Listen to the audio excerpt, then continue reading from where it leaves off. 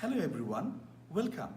My name is Hasan. I'm a social worker. I work with Centennial College as a faculty and I study social work at Ryerson University. We have created this video on Sanism and anti-oppressive social work practice for educational purposes. Hope this video will be useful for you. In this video, we have interviewed some educators, social worker, mental health worker, community activist to define what is their understanding about Sanism, how it impacts our community, and how to organize our communities and train our social worker on anti-Sanist social work. Hi, so I'm Jennifer Woodell. I'm the chair of the Community Services Department here at Centennial College. And I am excited that Dr. Hasan Mahbub is making this video on Sanism. I think it's really important that we have education and discussion about Sanism in all of our community services programs because it is not talked about enough. Sanism to me is an oppression that is directed towards people who are believed, suspected, labeled of not being sane enough or rational or well or whatever words you want to substitute there to take up what we would call productive roles in society. Sanism is systematic subjugation of people who have received mental health diagnosis or treatment. Sanism is an oppression and active form of discrimination. It excludes and marginalizes people by assigning them various levels like crazy or mad. Sanist system has forced involuntary treatment and sometimes kills people in distress. For example, Yatim and Andrew Loco. Sanism violates human rights and liberty. That's why this discussion is so important. For me, Sanism is a form of discrimination that occurs in relation to people who are perceived to be or who are dealing with mental health challenges or who just seem maybe not normal. Sanism basically is a form of ableism that involves discrimination against people with psychiatric histories or people who are perceived to be mentally other. Our society looks at people who experience mental health challenges in a way that stigmatizes them for having that challenge. Our societal structures are based solely on the principle that being sane is the way we should be, and if we're not following according to that parameter, then there's something wrong with us. For me, growing up in Jamaica, I saw that. I saw where folks could not talk about what was happening to them. I saw where people had issues discussing it with their family members. I saw where people had issues discussing it even at school. So for me, Sanism starts with Descartes' idea that the mind was separate to the body and that the mind prevailed. And it wasn't just any kind of mind. It had to be a rational mind. It had to be a logical mind. It had to be a productive mind. And that it was elevated above all emotion, all feeling, all connection, all relationship. Whenever I talk about Sanism, I always talk about colonialism at the same time. Sanism is colonialism. Colonialism is Sanism. They need each other to perpetuate. They need each other to multiply. They need each other to replicate. And the ways in which Sanism works can be insidious. They could be secret. They could be right up front, bold in your face. They can work through us. They can come out of our mouths, even with a great deal of critical education or knowing. They can show up in our relationships. They can show up in our work practices. They may show up as professionalism, for instance. They may show up as credentialism, they may show up as education, but Sanism is an oppression that wants to protect white rationality and white logic and white ways of doing or acting or looking sane.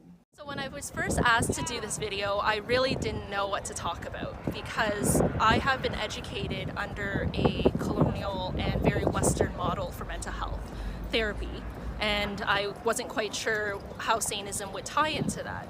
But as I continue to learn and read more about Sanism, I come to understand that the way in which we practice mental health therapy is very Sanist in current day, despite them using the words anti-oppressive practice, despite them using words like recovery and empowerment and consumer survivor. So the way that I understand Sanism is it's very sneaky. It's a sneaky way to still hold power over someone while pretending that you're giving power back to the client or patient or whatever the person would like to be called. Sanism happens all the time when people say, oh, you're crazy or you're a psycho. It's the language is used in society all the time. We don't even notice it.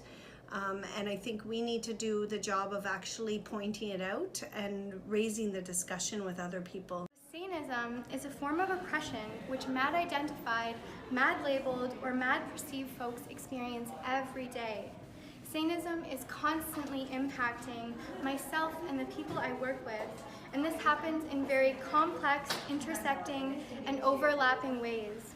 What's really important for me to recognize about Sanism is that it interacts with a lot of other forms of oppression and marginalization. So, I mean, I guess a famous example would be when we're thinking about how many people are pushed into asylums and other corrective facilities that way.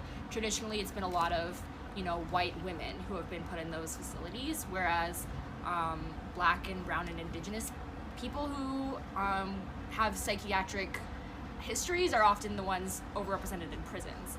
So Sanism affects all of us very differently.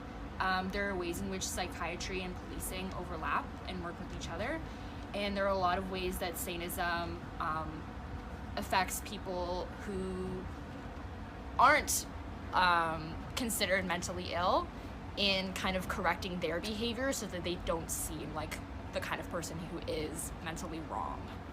One co-worker had a mental health issue. She was hospitalized, was treated, and returned to work, and I saw how the idea of Sanism was apparent in how she was treated upon return. She was brilliant, she was great at her job, but she seemed to have been discredited going forward. Any decision she made, any thing she brought forward was discredited due to the fact of we are aware now that she has a mental issue, so she cannot be the same. That is directly Sanism. The doctors have, and social workers have, far too much power when it comes to people's lives. They get to choose whether or not a person needs to be formed.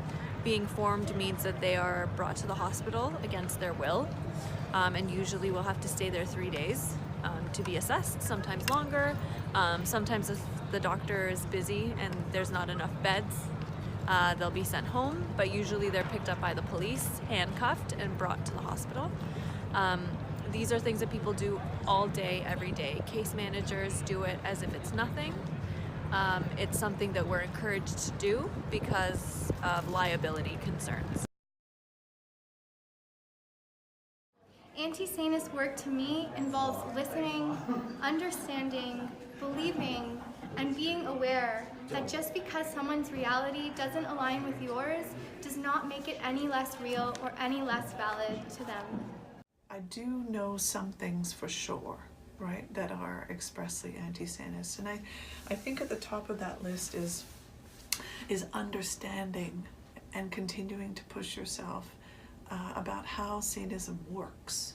Because when you could see it, when you could smell it, when you could taste it, then you could start to point it out to yourself and others. And you can start to see all of its lines, all of its victories, all of its institutions, the way it's inserted itself. And in the pointing out, you can do what you're doing, Dr. Hasan, right? And you could do that anti-Sanist education. And it might be a reading, it might be this video, it might be one conversation, right? One conversation that you have with someone about the use of language, or why is it that they're afraid of that person talking to someone that is not visible on the subway, right? So that anti-Sanist work for me always starts in consciousness raising, awareness building. And it could be 1, 2, 3 conversations. It could be a formal classroom setting. It could be one reading. It could be one blog. There's an anti-Sanist Twitter feed. I think there's a number of ways in which we can take action and assist the people that we're working with. I look at it more from a structural and a personal and a community level. On a personal level, the folks that we encounter day to day who are having challenges, we can be empathetic, we can help them understand what they're going through, help them know that it is something that's very normal. Everybody experiences some kind of mental health challenge during their life. I'm here today with the Mad Students Collective, which is basically a group for students at Ryerson and beyond who have been labeled mentally ill or crazy or mad or consider themselves to be psychiatric survivors or consumer survivors. And it's a space for us to meet and build community and get to know each other and relate on our experiences. I try to draw is about Sanism, how actually Sanism occurs and Sanism affect our community, our personal life, and I try to show that underneath of Sanism is colonial policies, colonial culture, classism, oppression, homophobia, racism. All these are major factors that actually perpetuate Sanism. So the way that I would like to pursue anti-Sanist social work is to begin to highlight and shine the light on the ways that our therapy models are continuing to perpetuate Sanism in large mental health organizations. One example would be cognitive behavioral therapy. It's all the rage now, very hot, very in tune with anti-oppressive practice. However, the way that it's been packaged and sold to clinicians as something that you need to pay for to have a leg up in this society, in this practice, is very Sanist and very colonial. It's very capitalist, and it's not something that actually holds the values of anti-Sanism. Another example would be DBT, dialectical behavioral therapy.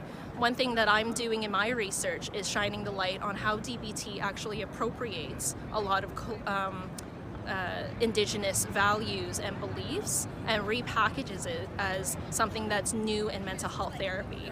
So one thing I challenge my peers, including you folks who are watching this video, is to continue to enter mental health spaces with a critical mind and continue to question where things come from. Even though if they seem like they're new and they're really radical, continue to question where they come from and what the motivation is behind this work. What we need to do as practitioners, as people, is we need to embrace and celebrate these differing experiences. We need to see these experiences as simply a facet of some folks' lives. This doesn't make them wrong, this doesn't make them ill, this makes them human. I think we need to discuss it as a society, and we need to think about how we, especially those of us working in community services, can act and proactively change this matter of Sanism.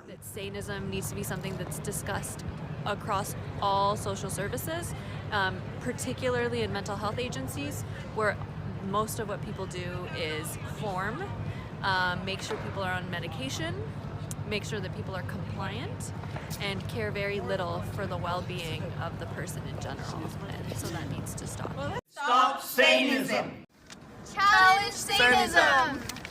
Unlearn Sanism!